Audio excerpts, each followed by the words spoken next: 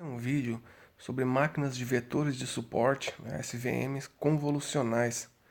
É uma técnica de aprendizagem automática apresentada nesse artigo aqui, do grupo do professor Farid Melgani.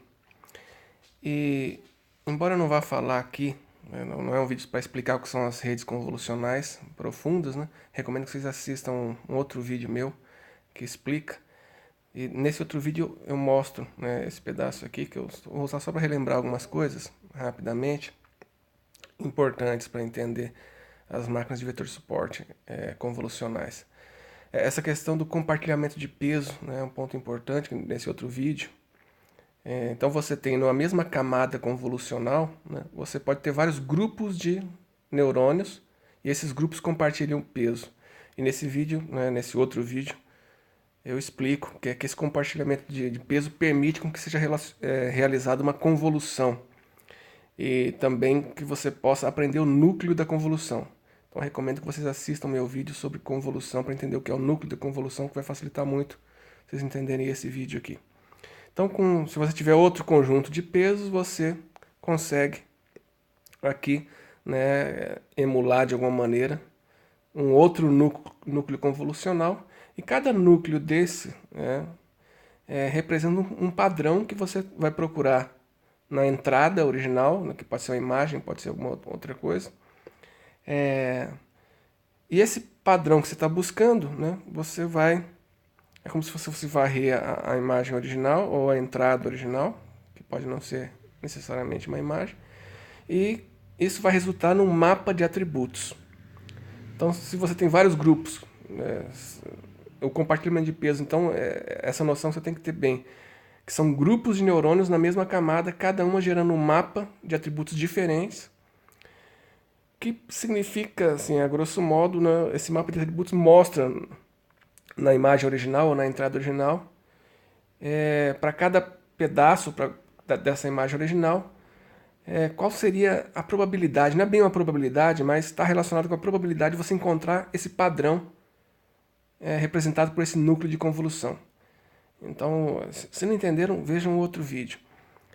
Aqui, aí você pode ter as camadas, né? Então isso acontece na primeira camada, e você pode ter uma segunda camada de convolução, onde você vai procurar agora por um outro padrão, não mais na entrada original, né, ou na imagem, mas nos mapas de atributos que foram gerados a partir da camada anterior. Reparem aqui que eu deixei em amarelo, tanto na parte de baixo quanto na de cima, tem algumas ligações aí que estão em amarelo e outras estão em rosa. Isso aqui, eu deixei de propósito isso, porque na verdade tudo que está em amarelo compartilha o mesmo peso. Então eles buscam o mesmo padrão, né, em todos os mapas de atributos. Isso vai ficar mais claro daqui a pouco, que eu vou mostrar um outro exemplo. É claro que eu representei o segundo núcleo convolucional logo depois do primeiro, mas você pode ter entre duas camadas de convolução, entre duas camadas de convolução, você pode ter uma camada de max pooling, de redução, você pode ter uma camada ReLU, né, aquela camada de ativação. Mas aqui o que interessa são as camadas convolucionais, as camadas que fazem a convolução, que é na proposta do professor Farid. Isso é bastante importante. Então, numa CSVM, que seria uma Convolutional Support Vector Machine, uma máquina de vetor de suporte convolucional, esses pesos compartilhados, essa ideia de neurônios com pesos compartilhados, é substituída por uma máquina de vetor de suporte inteirinha. Uma máquina de vetor de suporte linear, essa proposta. Então, agora, ao invés de você ter esses neurônios com os pesos compartilhados, você vai criar uma máquina de vetor de suporte e vai usar essa máquina de vetor de suporte para aprender a detectar o padrão, que seria o equivalente ao núcleo da convolução. Então essa é a ideia central dessa técnica. E aí você pode, para aquele outro grupo, né, que vai gerar outro mapa de atributos, né, você substitui por uma outra máquina de vetor de suporte. Cada máquina de vetor de suporte vai gerar um mapa de atributos diferentes.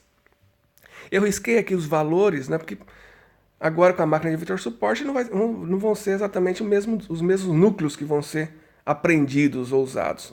Mas vão ser núcleos, vão funcionar exatamente como uma convolução, isso é importante. Agora, seguindo o padrão, mesmo no artigo original, A saída de uma máquina de vetor suporte é um número de -1 a 1, certo?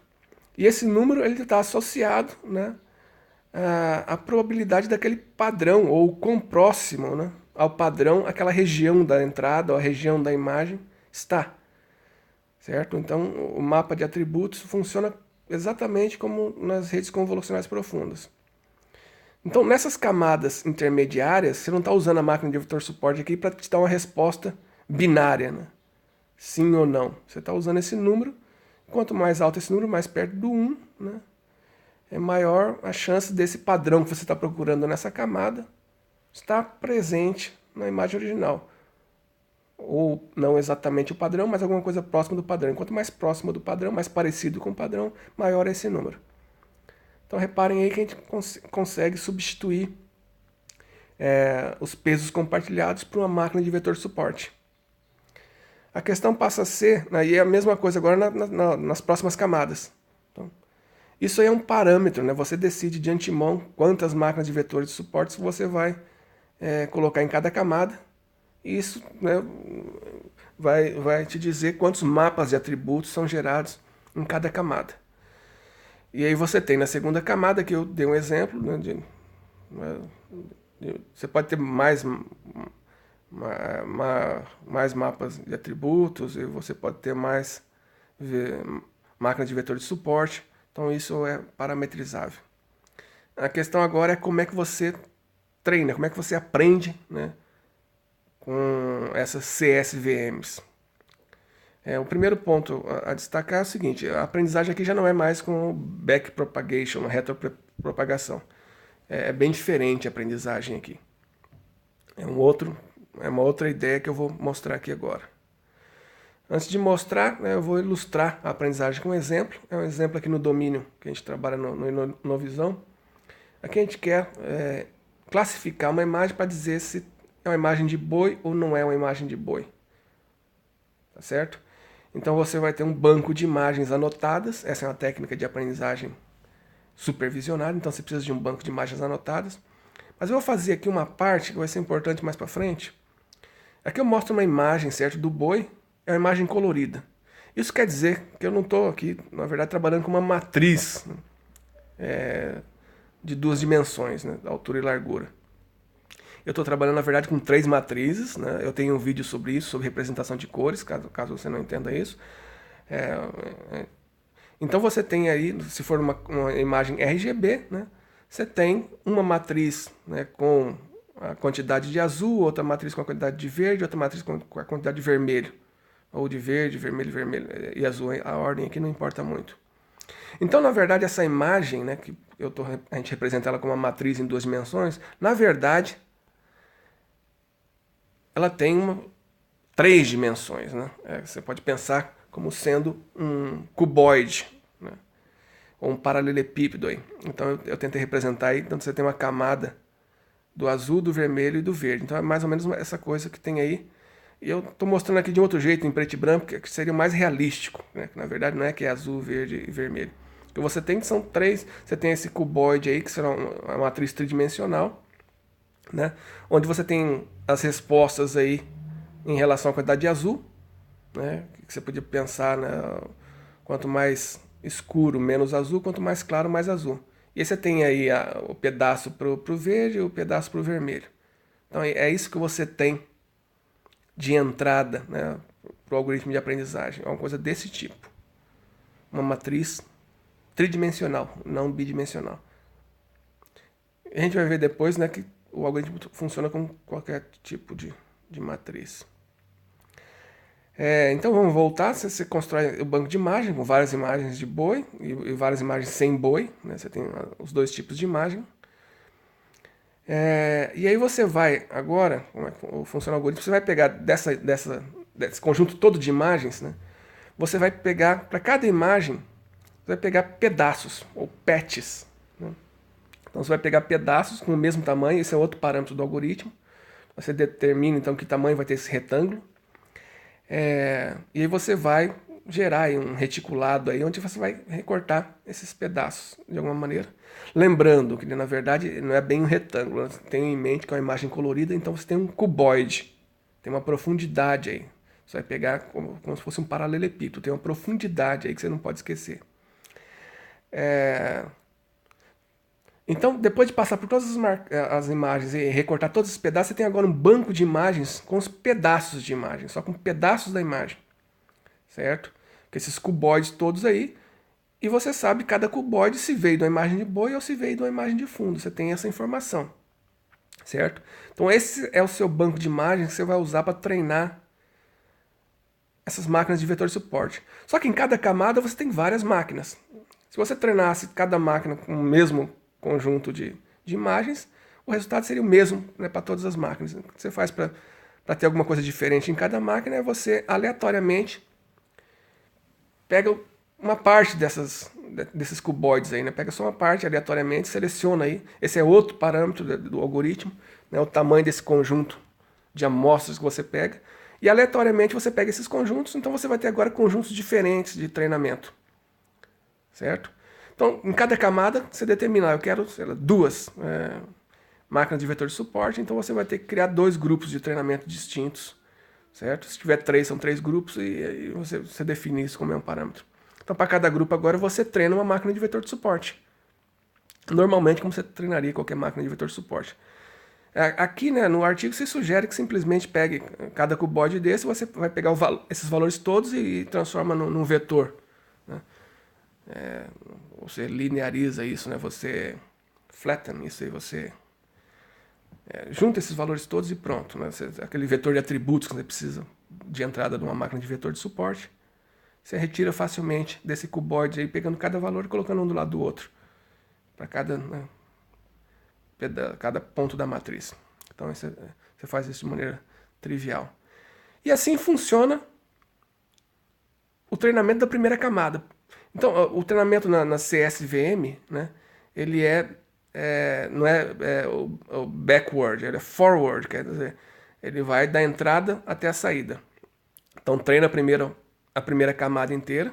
Então, você tem que passar por todas as imagens, retirar todos esses cuboides aí, montar esse banco de imagem e treinar a sua máquina de vetor de suporte. Depois que você fez isso, né, passou pelo banco de imagens inteiro, dá para você mudar um pouco essa lógica, né? Mas a ideia geral é essa, né? Você tem a sua máquina de vetor de suporte. Com a máquina de vetor de suporte agora, você consegue realizar convolução. Tá? Então repara aqui que tem uma distinção bem grande de como você usa a convolução aqui. Como é que você faz a convolução com a máquina de vetor de suporte? É bem simples, né? Você vai varrer a imagem, né? Igual você varre A ideia de varrer aqui, é bom que vocês assistam aquele vídeo, né? Eu estou falando em varrer, mas na verdade isso pode ser feito em paralelo. Você não precisa necessariamente varrer, mas o efeito é de varredura. É como se você pegasse agora aquele cuboide que você tinha, o tamanho tem que ser o mesmo, mas repare agora que você vai varrer a imagem inteira e você começa, né, geralmente, lá no primeiro pixel. Né? Reparem que fica uma partinha para fora da imagem ali, que você vai ter que decidir o que você vai fazer com isso aí, né, nas margens da imagem, que você não tem a informação. E na convolução você vai pegar, é como se você alinhasse o cuboide em cada pixel da imagem original, e aí você vai aplicar a máquina de vetor de suporte, ela vai te dar um número só. Então, para a região inteira vai ser um número só, que vai ser o equivalente, né, à probabilidade, né, daquele padrão estar ocorrendo no entorno daquele pixel. E conforme você vai varrendo, você vai construindo, né, uma saída, que seria um mapa de atributos de saída, que vai dizer para cada região, né, qual a probabilidade daquele atributo, né, que aquela máquina de vetor suporte aprendeu a reconhecer, né, qual a probabilidade daquele atributo estar presente ali. Você pode imaginar o seguinte, como no treinamento da máquina de vetor de suporte, você sabia de antemão cada patch cada pedaço, se era de uma vaca ou não, de um boi ou não, né? Então essa máquina de vetor de suporte aqui está pegando atributos, vai dar o valor mais alto para atributos que, né, sejam pedaços de uma vaca, né, e valores baixos para atributos, né, que não sejam pedaços de uma vaca. Então é isso que está funcionando aqui. Padding, então, é o preenchimento, né? Você pode usar 0 padding, por exemplo, para na hora de montar o cuboide aí, se não tem nada, né, você está na margem da imagem, você enfia 0 ali, né, e assume que que o valor ali naquele pedaço fora da imagem que passa da margem é 0. Um outro parâmetro importante é o stride, que seria o passo, o deslocamento, né? Você vai varrer essa imagem. Você pode varrer pixel a pixel, né? Andar um por um, seria o equivalente ao stride igual a 1. E se você usar o zero padding ali, para começar já do primeiro pixel, mesmo, né, estando na margem, o resultado vai ser um mapa de atributos que vai ter exatamente o mesmo tamanho, né, da sua imagem original, né, a altura e a largura da sua imagem original. Mas cada mapa de atributo não tem aquela profundidade, tá? É 2D mesmo. Cada mapa de atributos olhado separadamente para cada máquina de vetor de suporte. Então, determinado stride, você vai varrer a imagem. Ó, vocês estão vendo que eu estou andando aqui com esse quadradinho vermelho e o pixel ali sendo alterado em cima e embaixo. Eu estou gerando dois mapas de atributos nesse exemplo, que eu estou assumindo que eu usei duas máquinas de vetor de suporte nessa primeira camada. Então você vai andando e você vai varrer a imagem inteira e vai gerando aí esses mapas de atributos.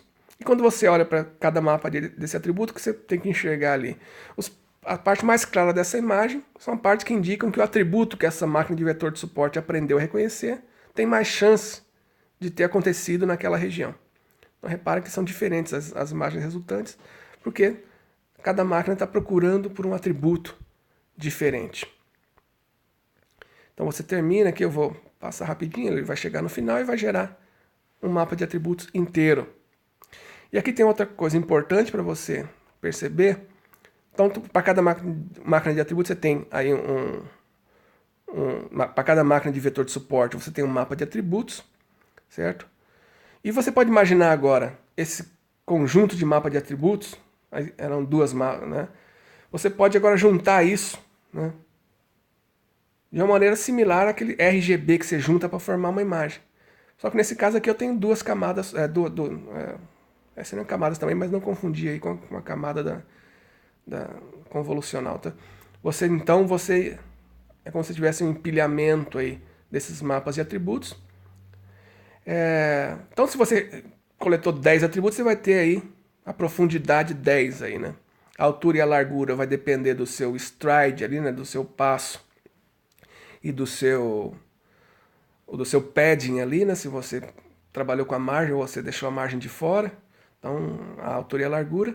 E a profundidade, né, desse cuboide resultante, né, esse paralelepípedo resultante, a profundidade tem relação com a quantidade de mapas de atributos, que tem relação com a quantidade de máquinas de vetores de suporte que você usou naquela camada. A essa estrutura aí, né, essa nossa matriz, que pode ter 2 dimensões, pode ter 3 dimensões, nesse caso tem 3 dimensões, a gente pode dar o nome de tensor. Tem toda uma teoria na álgebra, né, que tenta generalizar, né, o que a gente chama na álgebra normal, aí, a álgebra que a gente aprende no segundo grau, a gente chama de escalar, de vetor, de matriz. Todas essas coisas viram uma coisa só que chama tensor. E o bacana é que você consegue ter uma notação mais simplificada para trabalhar com essas coisas.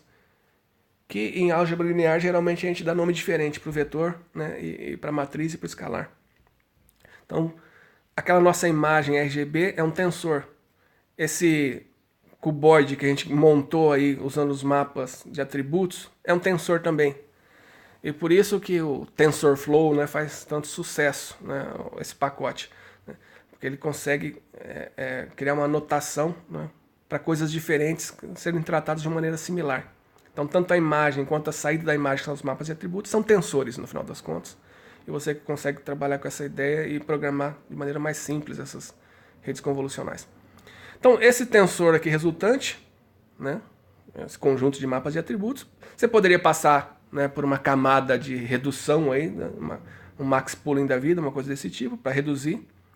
Por que reduzir? Porque se você reduzir, né, você tem uma quantidade menor, né, para depois fazer a convolução. Com isso você consegue, por exemplo, usar mais máquinas de vetor de suporte num tempo de processamento menor, porque a entrada é menor. Essa é uma das razões para você realizar a redução. Tem outras, tá? No meu vídeo lá eu falo das outras. Como você tem agora uma coisa muito parecida com a sua imagem de entrada, né, que é esse tensor aqui, você pode imaginar como sendo a imagem, você pode fazer a mesma coisa que você fez antes. Você usa a mesma ideia para treinar as máquinas de vetor de suporte da segunda camada. É claro, você precisa ter treinado a primeira camada antes dessa. Por quê? Você precisa treinar para conseguir fazer a convolução. E você precisa da convolução para gerar, né, esse segundo tensor aqui, que será o tensor de saída. O tensor de entrada é a imagem, o tensor de saída é um conjunto de mapas de atributos, que você organiza ele como se fosse uma imagem mesmo. Certo? E aí você pode, na segunda camada, por exemplo, usar 6 máquinas de vetor de suporte. Isso quer dizer que você vai ter como saída dessa segunda camada 6 mapas de atributos. E você pode juntar esses mapas de atributos da mesma maneira para gerar um terceiro tensor aí, né? Um tensor aí que seria agora, teria uma profundidade 6, que são 6 mapas de atributos. Você pode continuar fazendo isso. Ter mais camadas de convolução, né? Com menos ou mais máquinas de vetor de suporte, mas em algum momento você vai ter que dizer se isso é ou não um gado, uma vaca. Né? Então você vai ter uma última camada, e a última camada é bem simples, né? Na CSVM. Você vai, a ideia no artigo, mas você pode fazer de outras maneiras. Para cada mapa de atributos, né? Você tem aqui no caso 6 mapas de atributos nesse exemplo, você pode calcular o valor médio do mapa de atributo. Pegar a matriz e calcular a média. Então você teria 6 médias aí, e você monta um vetor com essas 6 médias, e usa esse vetor como sendo a entrada da sua última máquina de vetor de suporte.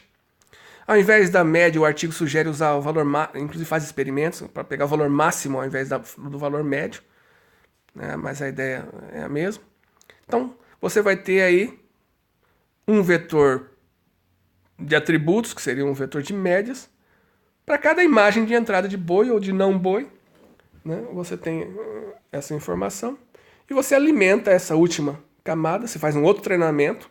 Né? Reparem que você tem que... Né? Você está varrendo o banco de imagens inteiro. Né? Dá para otimizar algumas coisas nisso aí.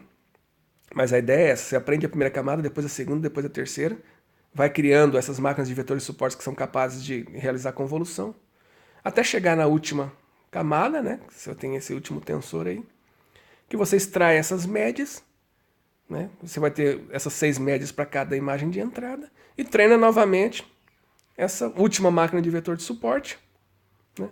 Que é a que vai te dizer se é boi ou não boi. Eu usei o cattle aí, né? O cattle em inglês, not cattle.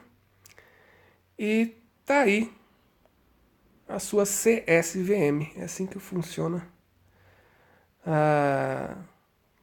a máquina de vetor de suporte convolucional. Beleza? Eu vou fazer um outro vídeo depois com algumas ideias.